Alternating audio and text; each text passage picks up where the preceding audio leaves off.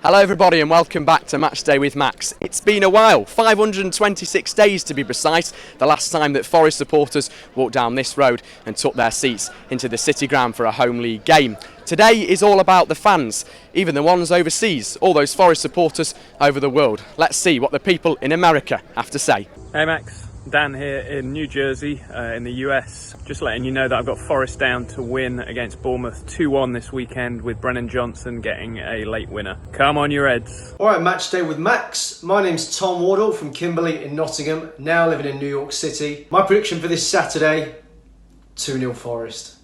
Come on you Reds! This is JP coming at you from Astoria, Queens, New York City. Forest 2-1 this weekend. You Reds?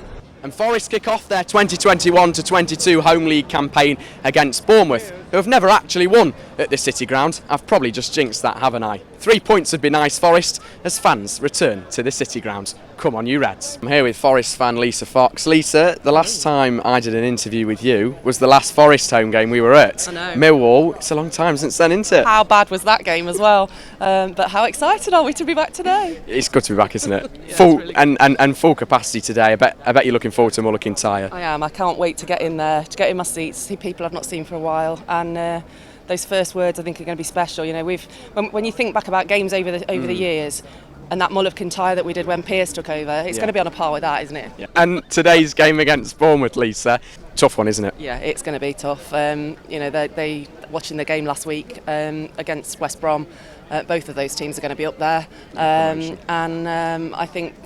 I think we might be lucky to get a point out of it today, but you never know, do you? You know, who it's cares? Forest. It's the experience, It's isn't Forest. it? Come on, you Reds! Come on, you Reds! I'm here with football journalist George Harvey. George, great to see you. Only made an appearance on Matchday with Max. It's good to be back, isn't it? Very good, mate. I've been waiting a long time for this moment. Waiting a long time to come back here, to be honest, mate. It was good on Wednesday night, having 9,000 back in, but you know, this is the one we've been looking forward to for a while. Yeah, 100%. 30,000, 3 o'clock.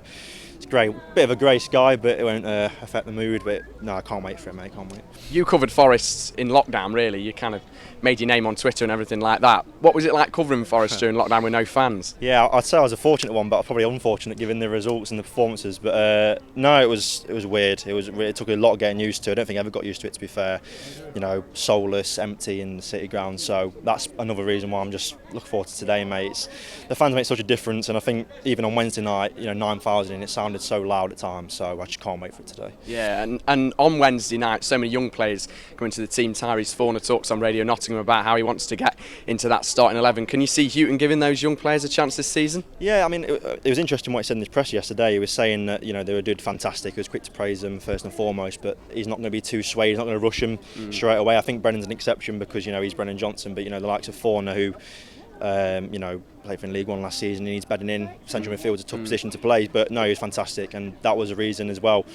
You know, Wednesday night was just so positive. Seeing 6 academy lads, Finn back at right, but was fantastic. So no, I think he will give him his chance. I think he's going to bed him in. I can't see them playing today.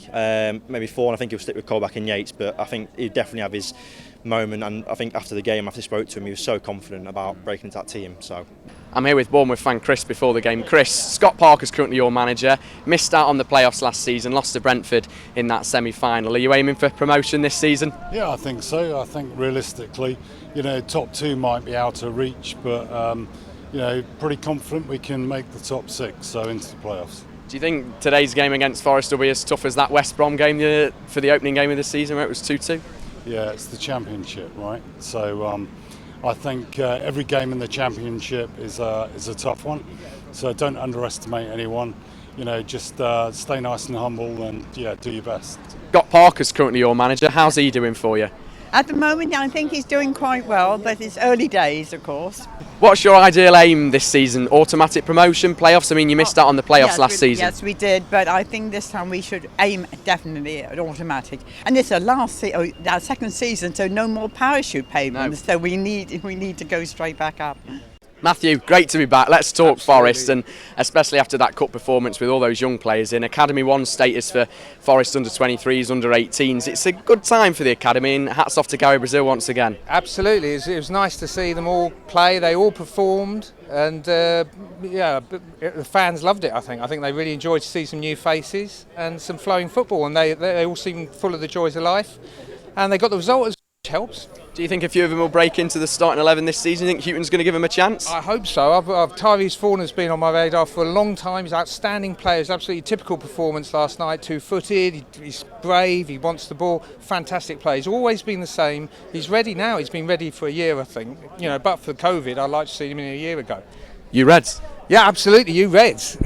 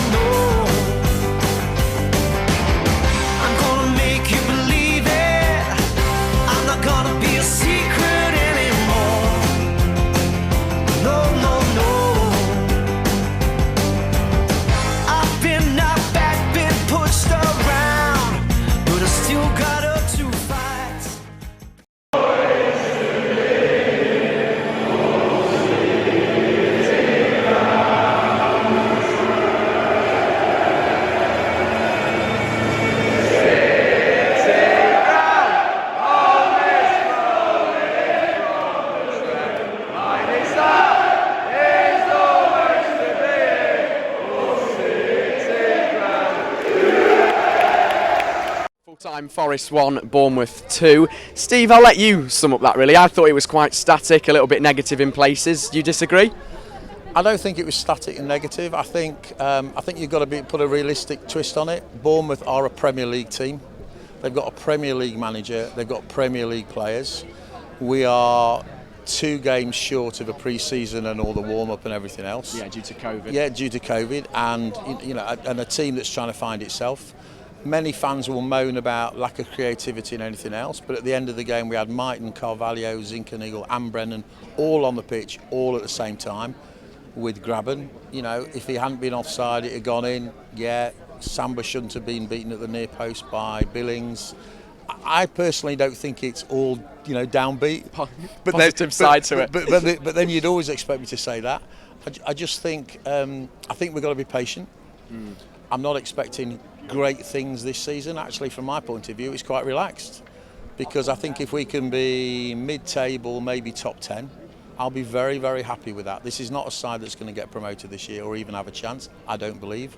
It's the first year for about 20 years I've not had a bet on us to go up, so that probably means we will. But all in all, I think there was spells in the game where we did well. We got back into it with the goal, conceded the goal, and then Bournemouth did what they're really good at. They managed the game. There'd been time wasting from the 5th minute. And so my feeling is not actually all black. Yeah. A positive view. Cheers, mate. Much appreciated. Come on, you Reds. Come on, you Reds. Paul just spoke to Steve. He had quite a positive view on the game. What did you make of it? Yeah, well, I think the first thing is it's just great to be back, isn't it? After so long, I hardly recognise you. You were down there when I remember last, and now you're up at my level. But I agree with Steve. It was a good performance overall. But I think the 2 goals were really badly timed, real killers, and the second one especially just took the wind out of the performance a bit. And it was just a shame we couldn't get an equaliser at the end. Yeah, I'm sure you agree. Do you think we're in need of some more? Needing more players? Oh yeah, well it's a really long season. There's 44 games to go still, cup games. They're going to need reinforcements. Obviously need to score more goals. But yeah, just disappointing goals today, because I thought we definitely deserved a point. Yeah. It was about the fans today. Both of you, thanks very much for coming on. You're very welcome. It's great to be back. It is great to be back. And let's look forward to a good season. Yeah, positive only this season. If you have enjoyed the video, remember to drop a like, share and subscribe. Come on, you Reds, and I'll see you next time on Matchday with Max.